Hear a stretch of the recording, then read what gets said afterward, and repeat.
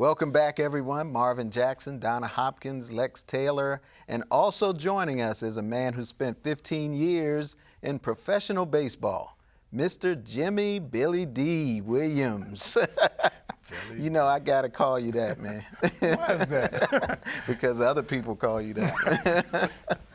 Thanks for joining us. You're going to talk a little football as well as baseball. And gosh, I'd like to ask you guys, who will be the 4 teams who will play in the major college national title this season? Because we're going to college football now. And we do know that one of those teams will not be Maryland. They're not going to make it, that's for sure. But who are your top 5 majors right now? And we can start with Lexter. Well, you know, I'm always doing football games, but, you know, I think the #1 team right now is Ohio State, in my opinion. They won the championship last year in the playoffs. They're still the #1 team. It kind of irritates me how these radio announcers and commentators constantly are talking about Cordell Jones, the quarterback. I mean, they're winning. He won a championship. He won the Big Ten championship. He won the first playoff game. He won the national championship. Give him a break. You know, he's still completing like 60% of his passes, and he's got a teammate, the running back Ezekiel is a monster. I mean, 3 touchdowns, 274 yards versus Indiana. I mean, those guys are strong. TCU's good. They score a lot of points. I like Clemson. Because they knocked off Notre Dame. They have a really good team with the triple threat offense. I forgot who the other team I picked. I know I sent you some teams. LSU. Baylor. Yeah, Baylor and TCU. They kind of, in my opinion, they're the same team. I mean, they both score a lot of points and they don't play defense. So that'll round out my top 5. Nobody plays defense. It's almost like those teams that you pick are the same ones I pretty much pick. And the thing about it is Ohio State probably is the only one that probably plays both sides of the ball and everything.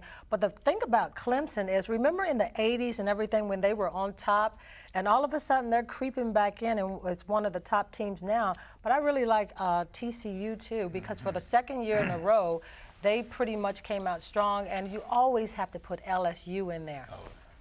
My Mountaineers are not there, though. I mean, Maryland won't make it there. We're not even the top 25. Of course, right. Yeah. But now, see, where you guys differ from me is you have LSU in the top 5. And I have them as a team to watch, but I don't have LSU in the top 5. I have Ohio State, Michigan State, TCU, Baylor, and Ole Miss. I really like Ole Miss. They went down. But I like them. I like them because too. You remember now, they can make it to the Final Four even with a loss.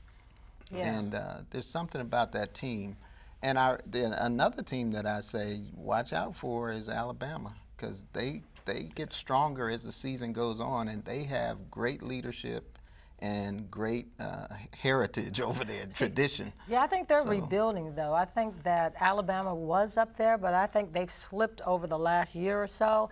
And I don't think that they're even going to be close in the top this year, because they're rebuilding that program right now, because they lost a lot of people. They're going to be strong at the end of the year. Yeah, I mean, would you agree, Lex? They're always a strong team. I mean, they got 1 loss already. But Did you see how they beat Georgia? I mean, 1 loss will do you in the college ranks. Yeah, the thing is, though, Alabama, when they lose, they only drop maybe 3 or 4 spots. You know, they're still in the top 10, even though they lost. I wonder why, the political part of college football. That's the reason why I don't like the system. But LSU is strong, though. They've got that running back that everybody's talking about. How's that's supposed their to be. Defense, Lex? Defense is about where you expect in playing 4 games this season. But I think LSU is going to come out of the SEC, which is the best conference. I mean, but they still got to play Texas A&M. They're undefeated. And they're nice. And they still got to play. They got to play Florida, and they got to play Alabama. And Florida has surprised a lot of people. They're 5-0 this year. So yeah, the SEC eventually somebody is going to get picked out of that bag of teams, and is going to rise to the top. It's funny that we didn't even pick Florida and Florida State, because most people always have them at the top too, but we didn't even mention them. Well, that's because Florida State's quarterback is playing for Tampa Bay. We see him in a couple of weeks. He's a professional now. Struggling too. All right, and Lexter, let's talk about HBCU football programs real quick. Who are your top teams in D1 and D2 Well, HBCUs? Alcorn State is doing really well this year. I mean, they're averaging like 50 points a game. When you think about that, that's kind of outrageous in the SWAC conference. A lot of people don't realize this, but they have a celebration bowl at the end of the football season in December 19th in Atlanta, which will decide which HBCU team is the best this year. So you got a lot of teams they're ranking. That game? I will be at that game, and I think Alcorn State will probably be in that game because they are one of the top teams. They have Southern that they kind of have to worry about in the SWAC. But I think in the MEAC, on the MEAC side, you got Morgan State is really good out of Baltimore, the MEAC champions. Lee Hull, former coach at the University of Maryland, is leading that team. First year they won the title. This year they're doing a good job. He's got a quarterback over there named Moses Scalon, who is probably one of the best college quarterbacks, in my opinion. I think the scouts should be coming to Baltimore, check him out. Right. Norfolk State is really good this year. They knocked off Hampton a week ago. A&T is a team to watch, in my opinion. They're one of the top teams in the MEAC conference. Tariq Cohen came in as a preseason All-American running back. This guy can flat out play. You'll see him on Sundays. So that rounds out, in my opinion. I think at the end of the day, it's going to come down to you got Bethune also, but you got Norfolk State. Morgan will play in a couple weeks. But I really think it's coming down to A&T, Morgan State in the MEAC, and I think Alcorn, and then Grambling is back. Grambling's back, man. And that's where I go here is that I think Alcorn is my number one. Tennessee State, they play in a tough league, but they're winning. Yep.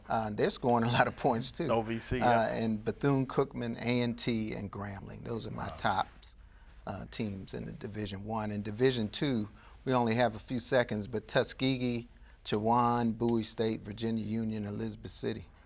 That's where I'm looking as far as the top teams in D2. And if you notice, 4 of those teams are in the North Division of the CIAA. Yeah, So, it's real interesting. Yeah. Tuskegee's strong, though. They're one of the best teams. They are. But I think the surprise team, Bowie State, really a big surprise. They've done a really good job. And Chowan, I mean, you going down to Winston-Salem and knocking off the Rams down there in Winston-Salem is tough. State D1. Yeah. So they're a pretty strong team. My game of the week this week is Chowan at Bowie State. It's Bulldogs homecoming. So, you might want to go out there and support that hometown team. Has the best record in the D.C. area this season. So check out all the pageantry of HBCU football. And we're going to get back to NFL football when we return, but we're going to take a break right now. And we're going to get back and talk about NFL football. We're going to talk about Donna's event coming up at the end of the month. All right, so we'll be back. So don't go away, folks.